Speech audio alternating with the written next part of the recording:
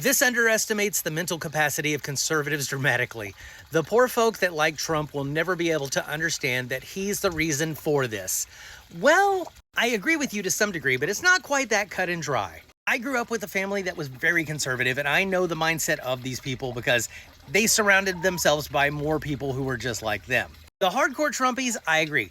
They're not going to change no matter what you do. No matter what you do for them or what you say to them, they're still in that cult. They're not going to budge. Now, the people who are mostly in my family are just hardcore red. They would never vote Democrat, but they're not quite in the cult. My family were the types that were kind of like, the worst Republican is still better than the best Democrat. These are the people who will not vote Democrat no matter what.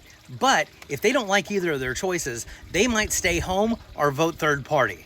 I remember a conversation when I was in college. My very conservative uncle was talking to my parents about George W. Bush. I remember my dad asked him how business was going, and he goes, "Not great.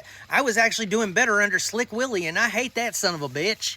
That George W. Bush is not as good as his daddy, and neither of them could hold a candle to Reagan. If it hadn't been for 9/11 and George Bush going to New York City and getting on the megaphone and acting like he's some sort of hero going, "I hear you, and the people who knocked down these buildings are about to hear you." Then he declared war by himself just to go get those sons of bitches because we needed some revenge. I really think that my family probably would have sat out that next election. They probably would have been like, I don't like either one of my choices. I'm not going to vote for either one of them. Because the second time Bush was up against John Kerry, and my family didn't hate John Kerry. They just didn't like that he was a Democrat.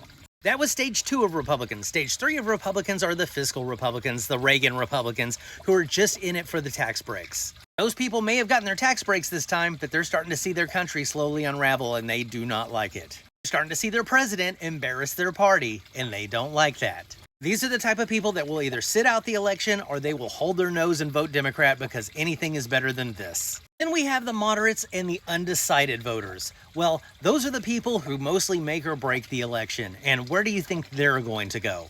These people watch the president's secret police go in and terrorize neighborhoods, gas children that were trying to go to a Halloween parade. We've seen people negatively affected by this after they said that they were just going to go after the hardened criminals only. Now, we are going through the longest government shutdown in American history. Air travel's a nightmare, soldiers aren't getting paid, people aren't getting fed. This is not a good look for our country. All those moderates and those undecided voters, they tend to become a little bit more decisive. Besides, the fact that we are all pulling together and trying to get these people fed, it looks like we're establishing a community, which is what most of these people want to be a part of anyway. That's why they jumped in the cult. They wanted to be a part of something.